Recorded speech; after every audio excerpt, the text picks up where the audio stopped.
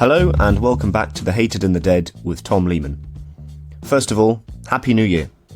We're all hoping for a more normal year than 2021, though there's little doubt that last year provided many bizarre moments in the fields of politics, and many figures worthy of being discussed on this podcast. The subject of today's episode is still making headlines in 2022, as the potential running mate of President Donald Trump in a hypothetical Trump 2024 campaign. He is Newt Gingrich.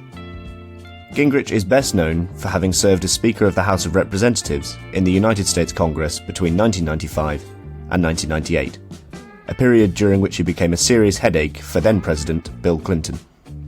Traditionally, America's two parties were not that discernible ideologically, instead representing regional or industrial interests rather than specific political divisions. Gingrich was a conservative Republican, Clinton a Democrat, and Gingrich's aim in Congress was to unite the Republican Party around a more conservative agenda. There's evidence he was successful in doing so, as the parties in Congress have become more ideologically different since the 90s. This could be said to have been a positive development in terms of providing voters with a clear choice. On the other hand, America's political discourse has become noticeably more fraught from the Clinton presidency onwards, with dysfunction and gridlock in Congress becoming the norm rather than the exception. Gingrich must take at least some of the blame for that, though whether he sees that as a bad thing at all is up for debate. It is this merciless, Machiavellian approach to politics and getting Republicans on top that makes Mr. Gingrich so worthy of being a subject on this podcast. My guest for this episode is Matthew Green of the Catholic University of America in Washington, D.C. Matthew is currently writing a book about Gingrich, due to be published in July, called Gingrich, The Rise and Fall of a Party Entrepreneur. We discuss Gingrich's relationship to Presidents Reagan and Bush, Gingrich's political earthquake of 1994 when he became Speaker of the House, his battles with Bill Clinton, and his bizarre run for president in 2012. Ladies and gentlemen, it's time to introduce Newt Gingrich.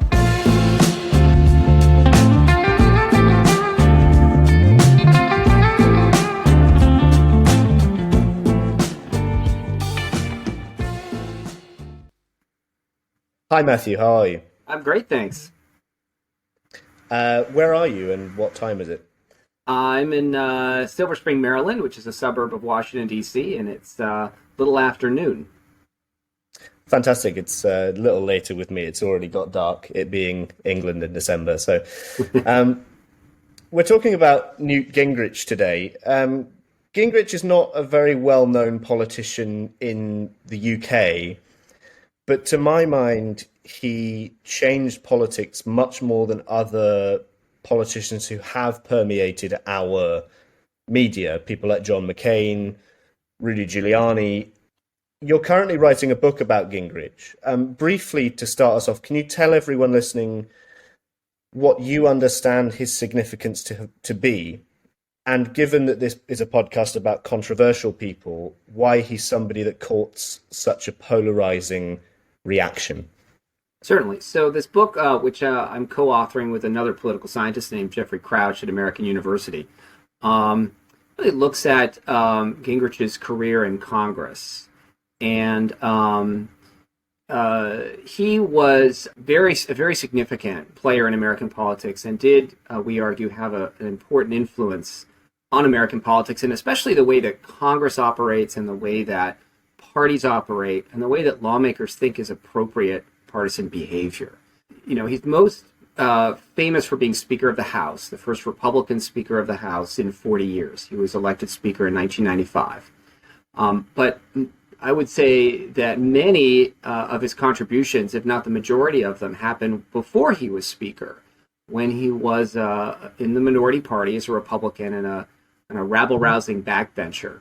And I can go into more detail about the things he did, but in many ways, by the time he became Speaker, he was already a very well-known figure in American politics and rivaled, in fact, some of the Democrats' leaders in terms of news coverage, stories about him.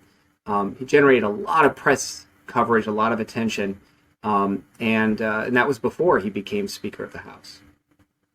Let's go into his early life then. He was born as Newt McPherson in Pennsylvania in the Second World War in 1943. He was the product of a marriage that lasted only 3 days, which is quite entertaining given some of Gingrich's later experiences with women. His mother, Kit, married Robert Gingrich when he was 4. Robert Gingrich was an army officer, and the family moved around not just the US, but Europe as well.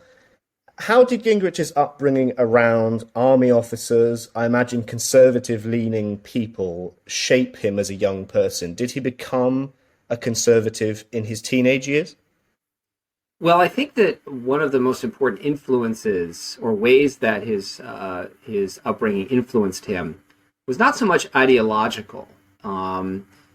His ideology or his party leanings were not clearly conservative until relatively late, before around the time he was thinking of running for Congress.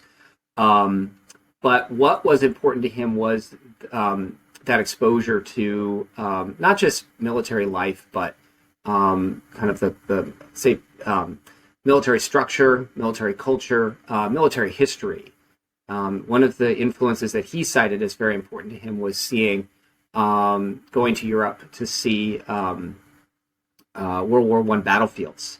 And from his account, it had a profound effect on him, this realization that you can have a complete breakdown of order, and also the importance of military strategy as part of that. So military strategy was actually one of the things that was, I would say, the most important for Gingrich, because it not only was something he found inherently intellectually interesting, but also something that he applied to his way of thinking about politics and about political structures and organization.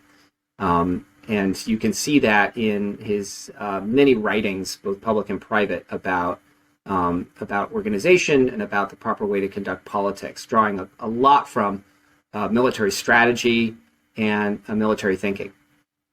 Gingrich studied history at university. As you said, he was fascinated by military history during his teenage years, and he initially actually worked in the history department of a college in the US. When did Gingrich's political career start then, or his conversion to being a political person?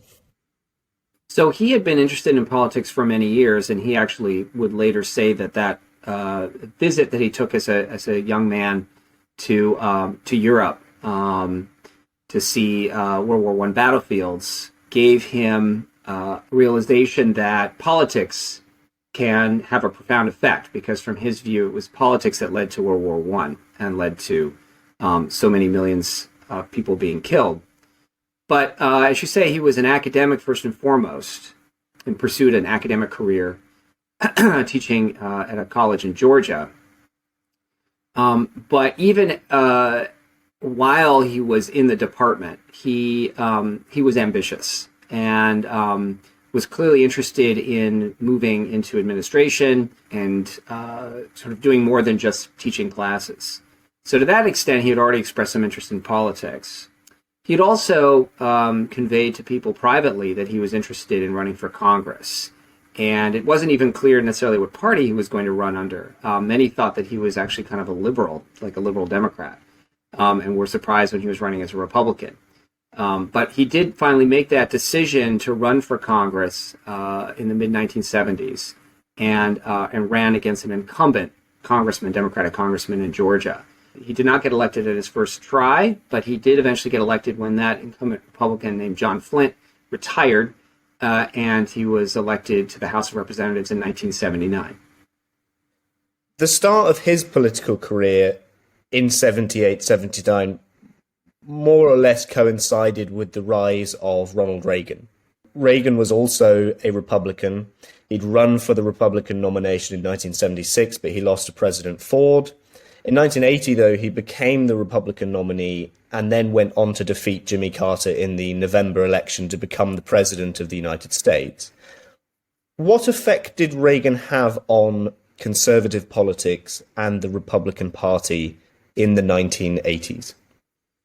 So I will say first that it's important to note that although it roughly coincided with Reagan's election, Gingrich's election I would say more accurately coincided with the rise of a conservative right movement in the United States, which you saw in places like California with the major anti-tax revolt that led to a proposition that sharply curtailed property taxes, the rise of the Christian conservative movement. So Gingrich's first election kind of coincided with this conservative movement.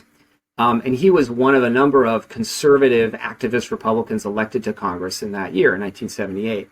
So Reagan's election in 1980 was kind of a culmination of that movement, or sort of an early culmination of that movement, where you had a true conservative candidate being elected president of the United States, probably the first truly conservative president since the 1920s.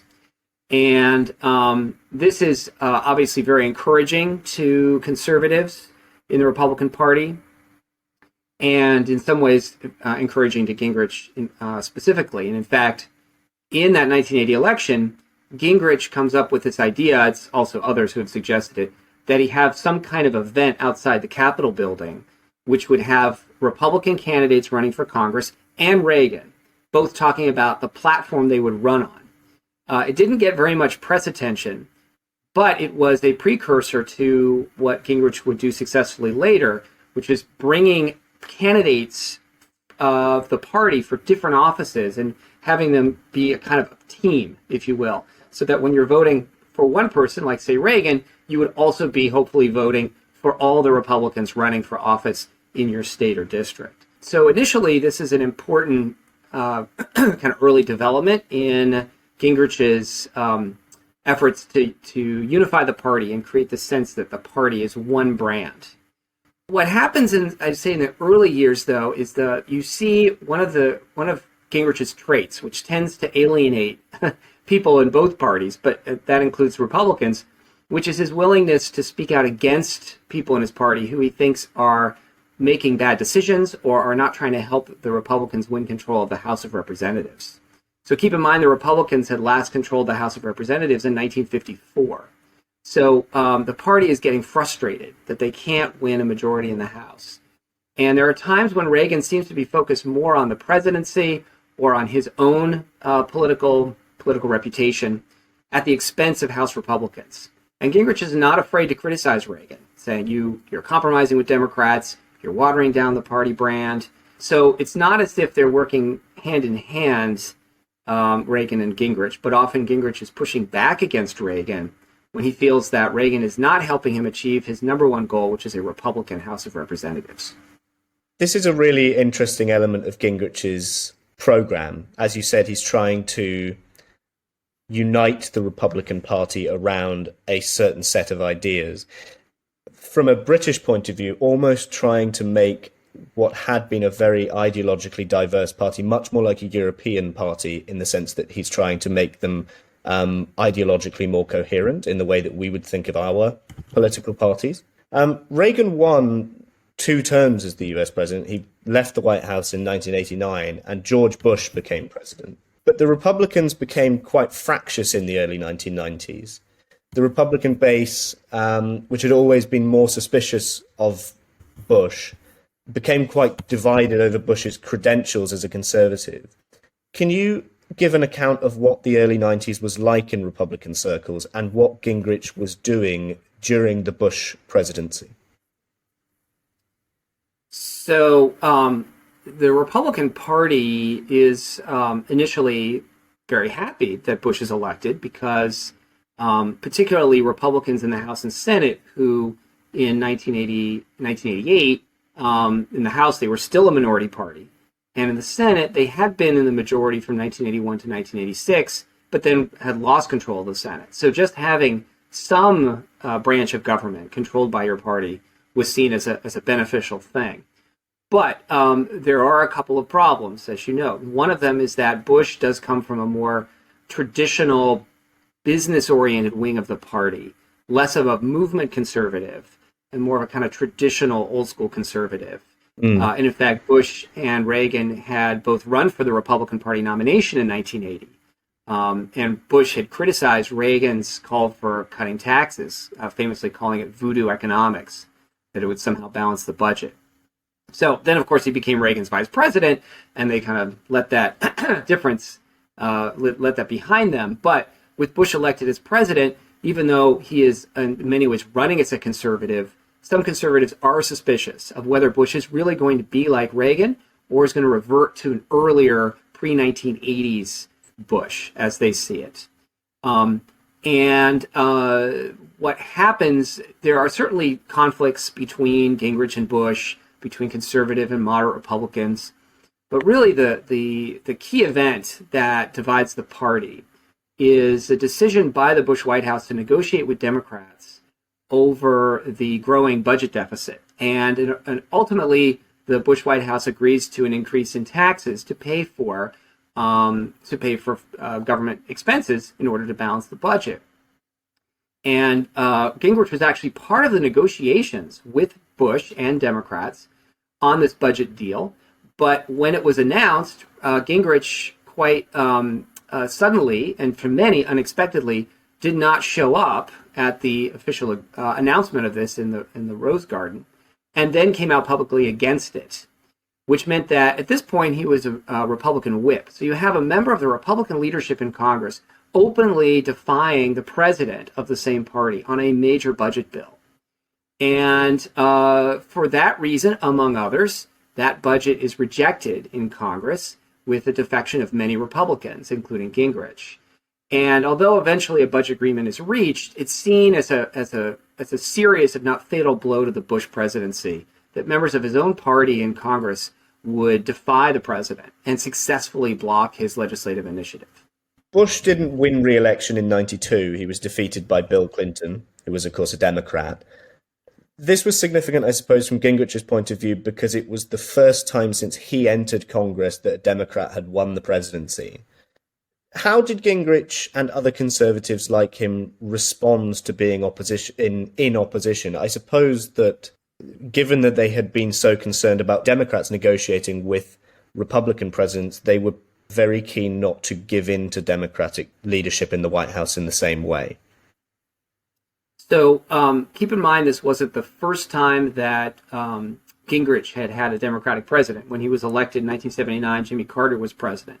But it was the first time that a Democrat had been elected president while he was in Congress. You're correct. Yeah. And this was a very different time from the late 1970s. So in 1979, Gingrich is he's a backbencher. He's not in leadership. He has very little influence. But in 1993, he is the Republican whip. He has been working for many years at that point to get Republicans elected to Congress, to raise money, to recruit candidates.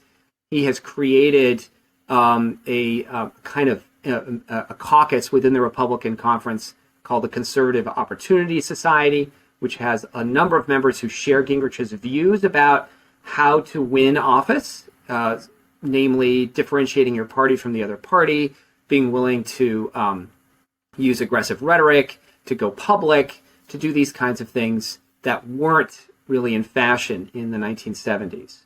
So the question that Gingrich and his colleagues face is, how do you approach a Democratic president? And Gingrich, it's a little unclear what his initial views are. There's signs that he was willing to work with Clinton to some degree. But it didn't take long before it was pretty obvious that the two parties were not going to work together. Now, it might have been Gingrich's decision. It might have been the decision of the Clinton White House to not work with Republicans. Both of those things were in play. It's unclear which came first.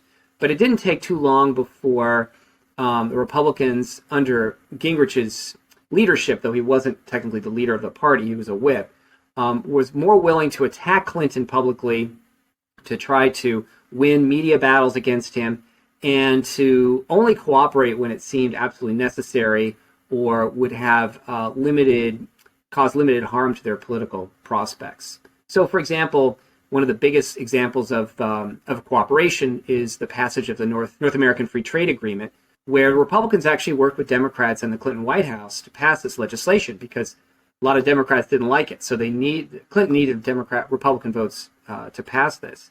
And Gingrich was part of those negotiations. But that was really one of the few cases of major legislation being passed with the cooperation of Gingrich.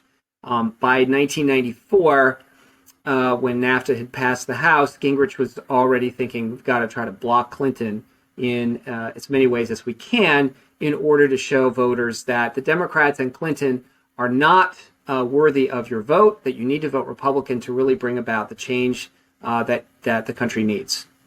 And it's in 1994 that Gingrich writes, along with Dick Armey, the contract with America. Can you go into what the contract with America was and why it was so significant in the context of traditionally congressional elections being fought in a fairly local fashion rather than with this kind of overall unified structure? Certainly, yes. So first, a little history here. This idea of writing up a set of promises that a party would present to voters was not new in 1994. As I mentioned, Gingrich had tried something like this in 1980 with having Reagan appear on the stump, on the campaign stump in front of the Capitol, actually, with Republican candidates for Congress. The problem there was, besides the fact that it didn't get much attention, the Reagan campaign wasn't interested in making a whole lot of grand promises. They figured they needed to win by attacking Jimmy Carter, not by creating an alternative agenda. And even before 1980, there had been efforts by Republicans in the House to come up with a kind of set of promises that they would meet if they were elected. What happened in 1994, though, was that, for one thing, Gingrich had a much bigger bully pulpit. He had a lot more attention in the press at that point. People were talking about him, lots of news stories about him. So people were really interested in what he was doing, number one. Number two, he had a lot more allies who supported his vision of what's appropriate party behavior and how you win control of a legislative chamber. So in 1980, most Republicans in the House are thinking, this isn't going to help us. We are really deep in the hole here. It's going to take a lot for us to win control of the House. By 1994, Republicans are thinking, we can do it. And we can do it if we nationalize elections and we demonstrate to voters that we, as a party, stand for a set of principles. So Gingrich, was absolutely the prime mover of this idea of a contract, but he did have help from others, as you mentioned. Dick Armey, Republican congressman from Texas, took the lead on writing the contract. And it took a fair amount of work because the Republican Party was still fairly diverse. And there were some who thought putting things on there might be galvanizing to the other party or divisive. So through a series of task force meetings and use of public polling, they came up with this list of 10 items that they said, if you elect a Republican House, we will guarantee votes on these 10 items in the first 100 days of the next Congress. Note, I did not say we will guarantee passage of these, because that's a big promise. And of course, to enact them would require the Senate to go along, which at the time was still controlled by Democrats, and of course, a Democratic president to go along. So they were careful in their promise. But having said that, once they wrote it, they circulated it widely. They put it in magazines that then were read quite widely, like Reader's Digest and TV Guide. And they had this big public demonstration, this big event on the steps of the Capitol with hundreds of Republican candidates, with Gingrich and others saying, here's our contract. And by the way, if after 2 years we don't have these votes, then kick us out. Right? We care about doing things. We don't care about power. And that's the kind of message I think that resonated with a lot of voters. Now, there's not much evidence the contract made a difference in the 1994 elections. Surveys showed that only about a third of voters were even aware of the contract, and fewer than that said their vote would depend on it. So in many ways, it gets exaggerated, I think, the impact of the contract on the election. But it had two very important effects doing that contract.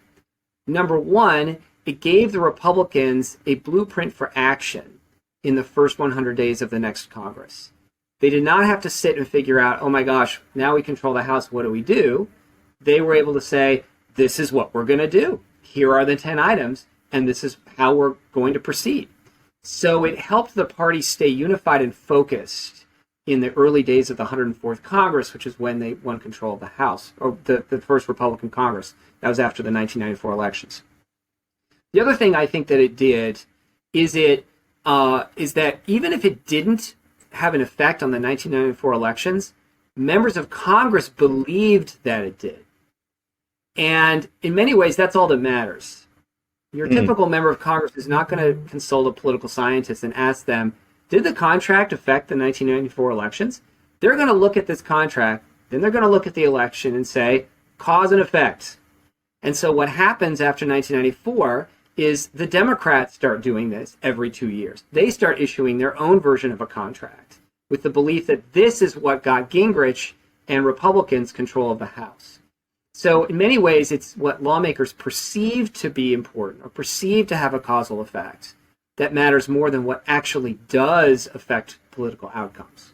It's worth mentioning, of course, that in the 94 midterm elections, the Republicans don't just win in the House of Representatives, they also win the Senate. So it's the first time, as you said, that the Republicans are in the majority in the House of Representatives for 40 years, and by extension, also the first time in 40 years that they've controlled both houses. The Clinton presidency had not got off to a great start. The attempt to sort of reform the US healthcare system had failed. This adds another challenge to the Clinton presidency. How did Gingrich try to tighten the thumbscrews, as it were, into 1995, 1996? So you mean once the Republicans won control of the House? Yes. So as you said, the Republicans won control of the House and the Senate. They also did very well in state elections, which is another indicator that the contract itself didn't do very much for Republicans. There was a national wave. It was a wave election. It was a wave of voters going out and voting for Republicans in 1994. And Clinton, as you said, was not very popular. His proposal to restructure health care failed. Some other big high-profile failures happened in the Clinton presidency. So after the 1994 elections, Gingrich and Republicans feel they've got the wind at their back. They have the momentum. They've had this historic election. The Democrats are demoralized. Clinton himself says publicly, I am still relevant, which you never say if you actually are relevant. And it looks like things, and you couple that with the fact that Clinton was from Arkansas. He was certainly left of center, but was known for being willing to kind of shift his positions. And so Republicans are thinking, this guy's going to, he's going to sign a lot of our legislation. So the first thing, of course, is the contract items, and the Republicans move with lightning speed to get these bills enacted in 100 days. Meeting 4 days a week, 5 days a week, having long weekdays. It's a very, very tiring process to get major legislation passed that quickly. But they succeed in the House, and many of them also pass the Senate. And that is putting Clinton in some ways on the defensive, because Republicans are saying, look, these are things voters have wanted. They've never been able to get because they've never had a Republican House. So are you, Bill Clinton, going to stand in the way of where the voters are? And so there's some negotiations, but there are some bills that are signed into law by Clinton. So by April of 1995, the Republicans in the House have passed their items for the most part. They've certainly had votes on all of them, and they're feeling, okay, we have the advantage here.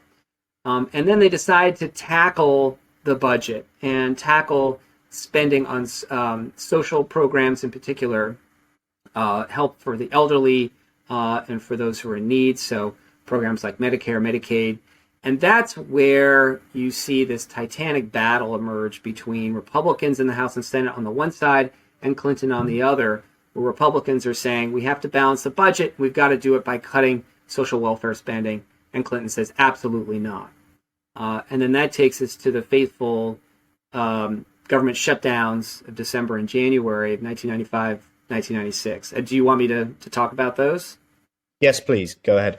So this is another key turning point where the Republicans believe, particularly in the House, that they have the advantage, and that they are, as the legislative branch, controlling the legislative branch, they control the purse strings. And so they can, in effect, hold spending hostage and tell Clinton, if you don't sign on to our budget, which cuts social welfare spending, then there'll be no funding for the federal government and the government will shut down.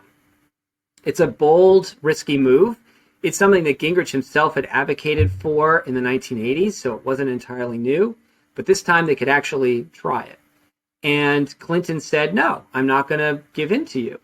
So we have a pair of government shutdowns when these negotiations fail, where parts of the federal government shut down for lack of funding. It's an unusual phenomenon. I don't know how many countries have this kind of problem, but we have a system where if our appropriations bills aren't passed in time by the end of the fiscal year, then without money, those agencies that don't get funding have to shut down. So we had folks who couldn't get passports. We had parks that were closed, agencies that were closed, and the Republicans thought Clinton will give in. They made a crucial strategic error in forgetting that Clinton had the presidency, and ultimately the press will pay more attention, the public will pay more attention to the president than to the Speaker of the House, like Newt Gingrich. And so Clinton just wages this major public relations campaign and says the Republicans have shut down the government. They're having a temper tantrum over wanting to cut your programs that help you. Gingrich gets into a bit of trouble because he complains at one point that he was on a plane with President Clinton to go to a funeral for Yitzhak Rabin, the Prime Minister of Israel, and that Clinton wouldn't talk to him. So the New York Daily News, I think, had a cartoon that showed Gingrich in diapers having a temper tantrum, and he's being called a crybaby. And ultimately, the end result of these shutdowns is that Clinton basically wins. The Republicans get some of the things they want, but Clinton wins, and he demonstrates that even though Republicans thought they had the advantage in terms of election momentum, what they didn't have was the presidency. And you simply cannot, from one chamber like the House of Representatives, dictate to the White House what it will or won't do. And government shutdowns will backfire if the president is of the opposite party. I want to ask about the relationship between Clinton and Gingrich on a personal level. On the surface, they're both quite similar. They're both Southerners, both more or less the same age. They're both womanizers. There was obviously a tsunami of political ill feeling between them. But did they like each other on a personal level? Is there much evidence of that? I mean, they both seem like fairly unpleasant characters, to be frank. What was are there any anecdotes of how they got on? I mean, that one on the plane doesn't seem great, but is there evidence that they ever sort of found each other's lighter side? That's a good question. It was an odd relationship, and I think what some have argued was the case was that they might have been able to have some, at least superficially friendly relations. Clinton was, frankly, the better political operator. And Gingrich, although he was willing to attack Clinton publicly and criticize Democrats, he had a harder time keeping that negotiating position with Clinton. And Clinton took advantage of it. So it was a more of a instrumental relationship, or more, frankly, I think you could argue that Clinton simply saw Gingrich as someone that he could possibly take advantage of and out-bargain and out-maneuver. Now, whether that's fair or not, I'm not sure. Obviously, it's hard to know without being in the room and seeing the two of them interact. But there's certainly a compelling case to be made that Clinton was willing to take advantage of any possible goodwill that Gingrich had towards him in order to win political battles. So you would think they could have been, in some other universe, perhaps allies, given their common background. But by the time they are sitting down in the room negotiating with each other, there's enough ill will between the two parties that it's more a question of who's going to win out over the other, who's going to beat out the other in negotiations. So I wouldn't certainly characterize their relationship as being particularly close or genuinely friendly. Let's talk about the events of 1998 then. Clinton, if we were going to go through all of Clinton's infidelity cases, we'd be here for a long time. Certainly longer than people are willing to listen. But can you give a brief account of the Lewinsky scandal, or at least how the scandal got legs, got off the ground? So it stemmed from a different lawsuit or a lawsuit from a different person, Paula Jones, who had sued the president for misconduct. And the question facing the courts, because it went to the courts, was whether or not this lawsuit could proceed with Bill Clinton as president. In other words, these were things he had done before he was elected. Does that mean, though, that he can be sued if he's in the White House or not, or does he have some kind of legal immunity? And as that is sort of moving forward, the courts are not ruling in Clinton's favor. And again, I'm giving a very brief summary of this. It gets very complicated, but eventually a special prosecutor is chosen by the Justice Department to look into this matter of Clinton's misconduct. And the special prosecutor is a fellow by the name of Kenneth Starr. Around the same time, there is an intern in the White House named Monica Lewinsky, who has befriended the president, and they ultimately have in some intimate relationship, inappropriate intimate relationship.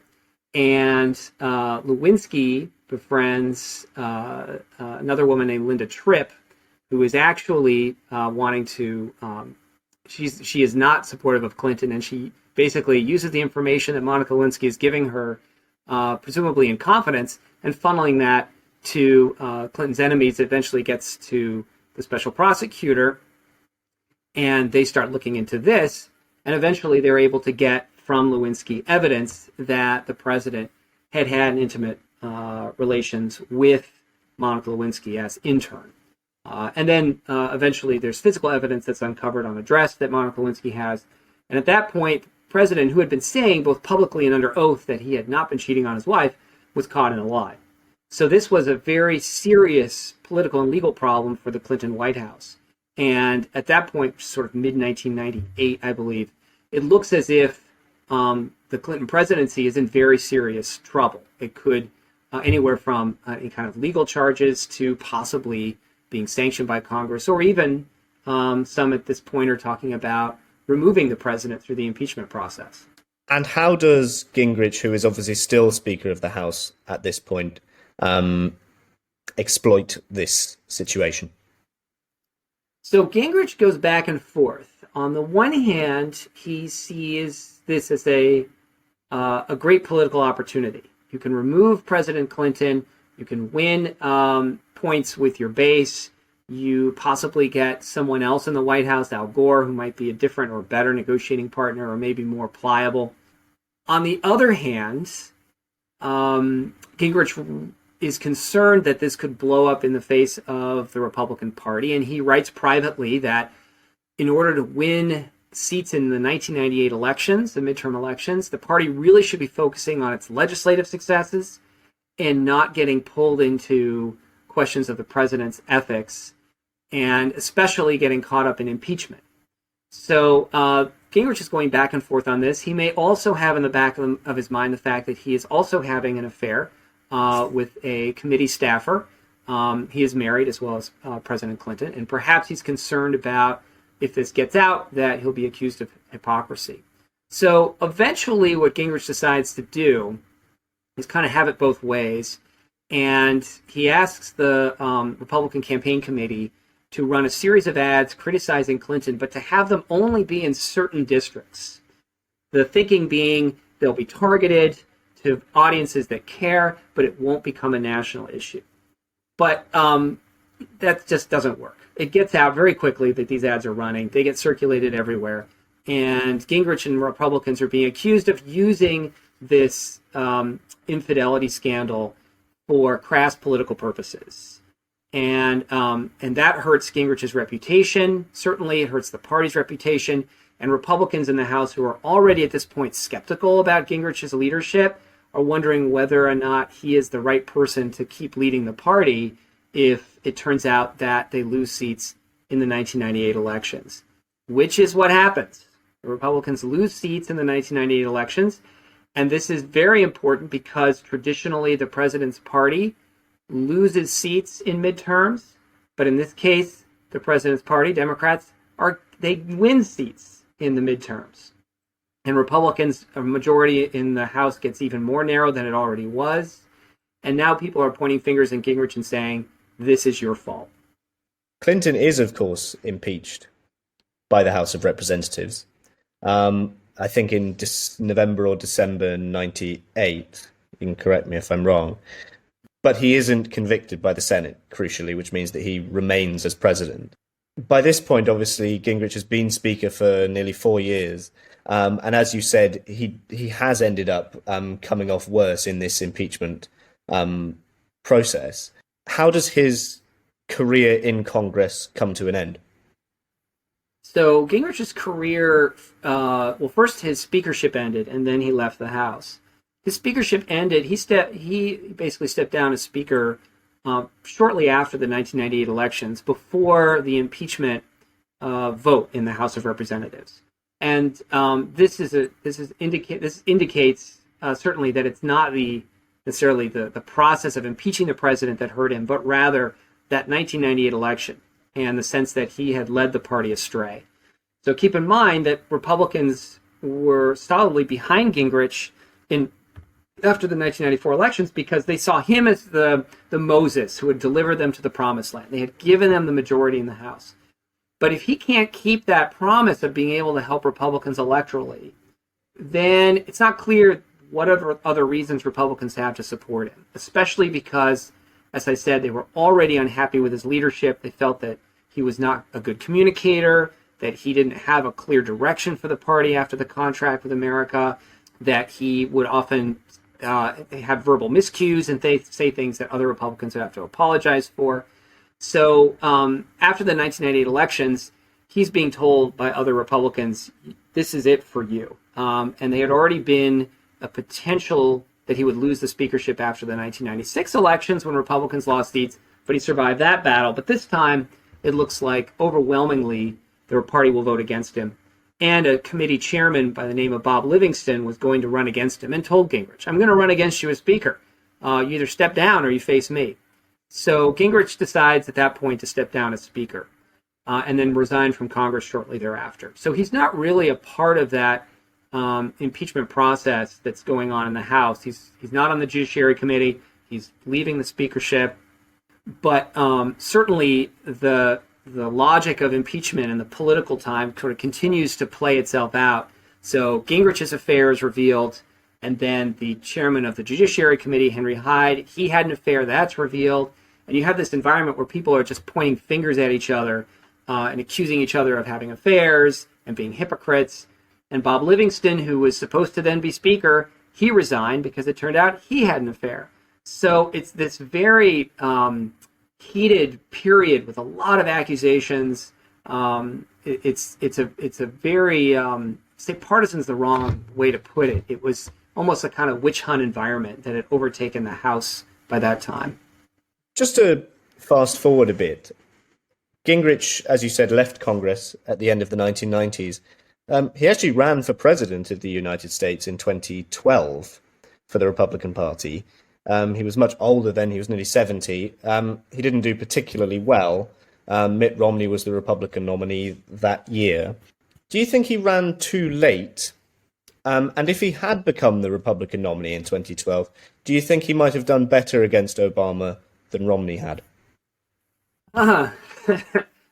Good question to speculate on what might have been.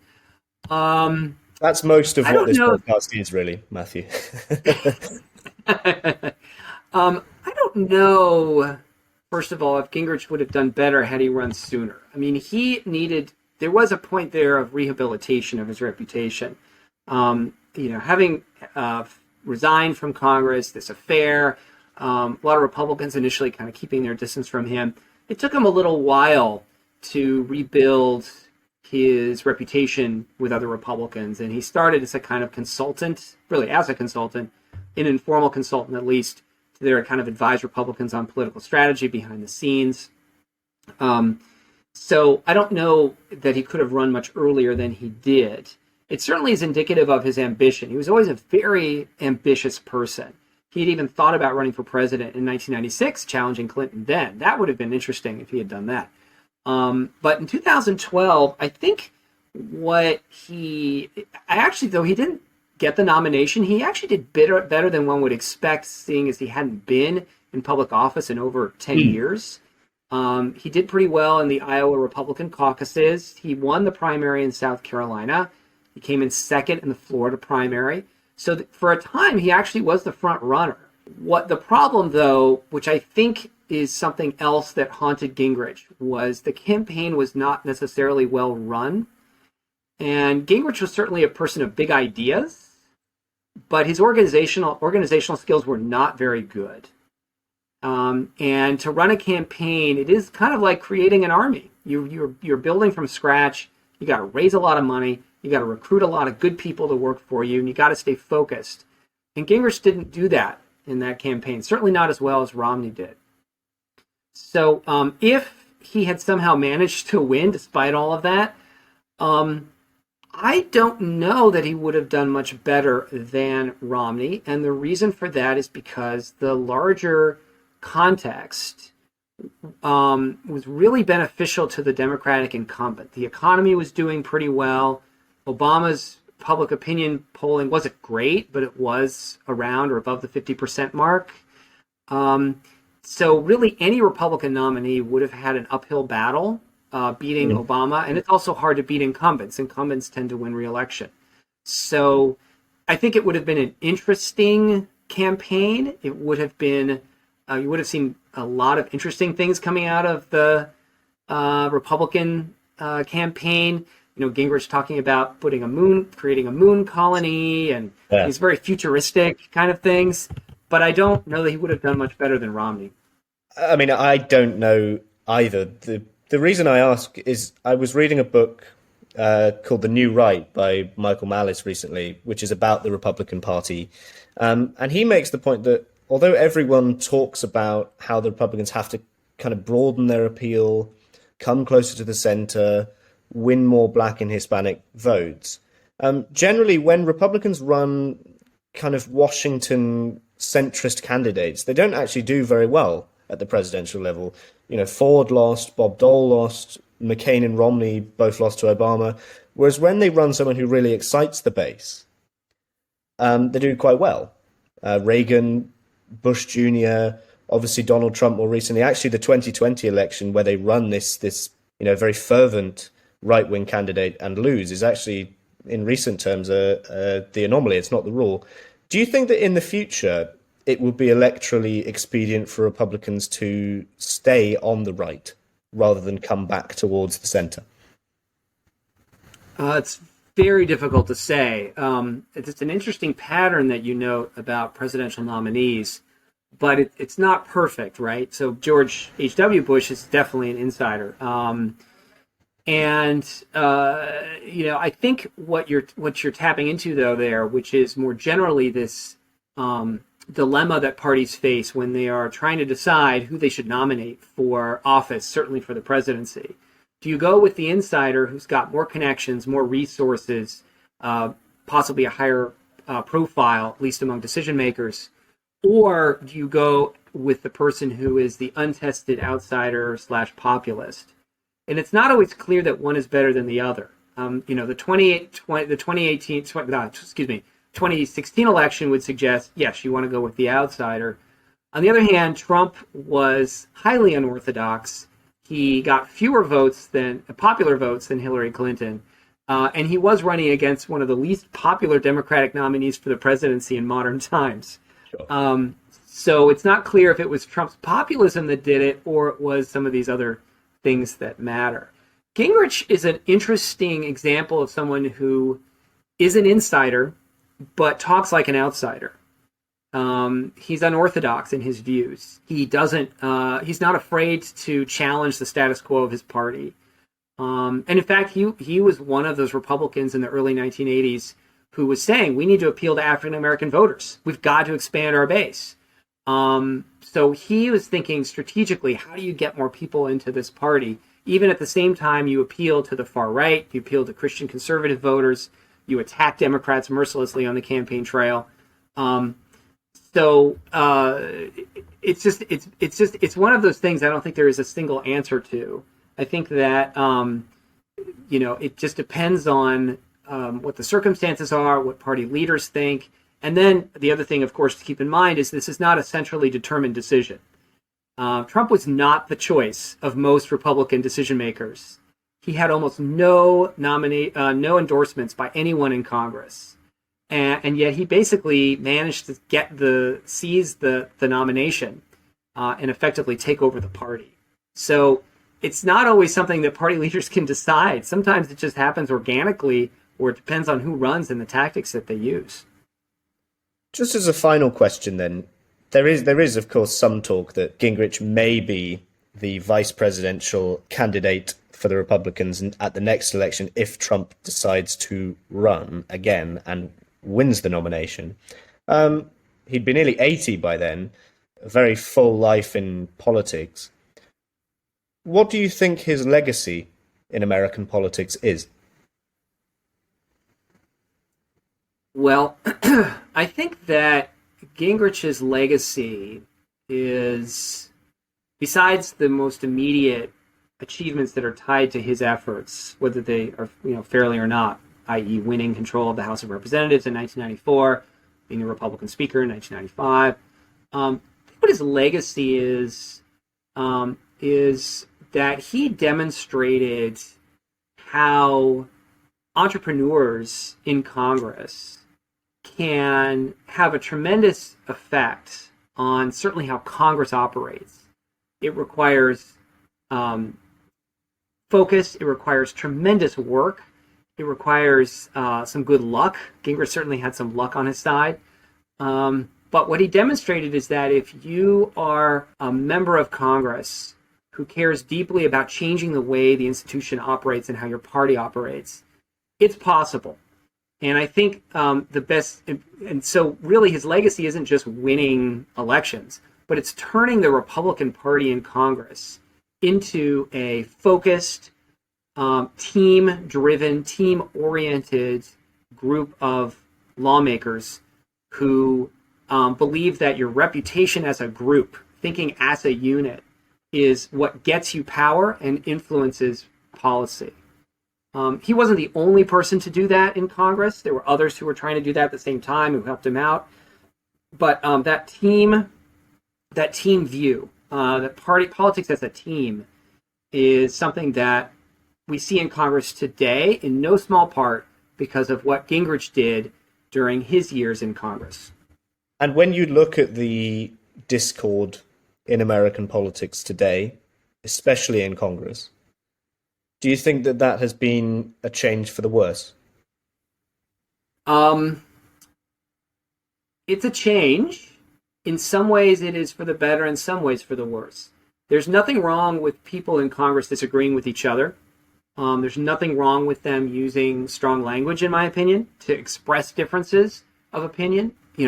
Rhetoric, talk, dialogue is what John Stuart Mill said is fundamental to legislative politics. And so I don't see a problem with that per se. I think where things go awry is if that rhetoric is a substitute for legislating. And if it burns bridges so that people can't work together. It's perfectly fine to go on the floor and say my opposition is wrong, but if it means that you won't ever work with them or try to come up with common solutions, then it's a problem.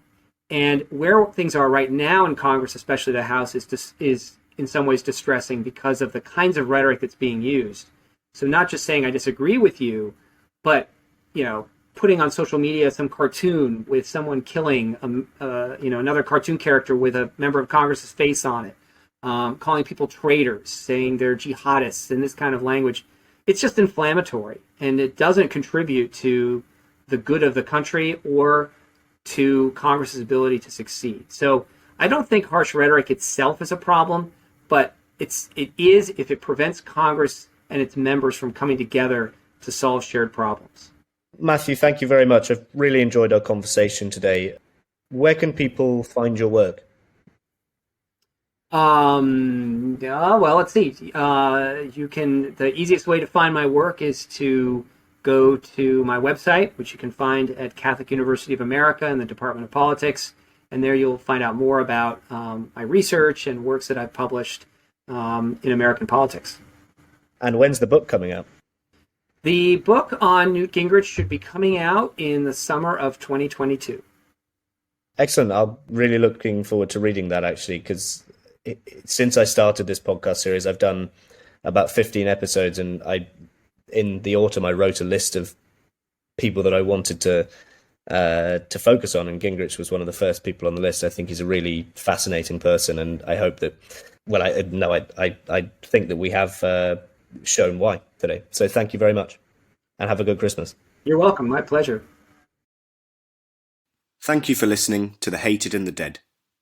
If you've enjoyed this podcast, follow it on Spotify or Apple Podcasts to get updates whenever new episodes are released. If you're just on that last stretch of your commute to or from work, or have a spare 2 minutes, please leave a 5-star review on Apple Podcasts. It's the best way to help the podcast grow.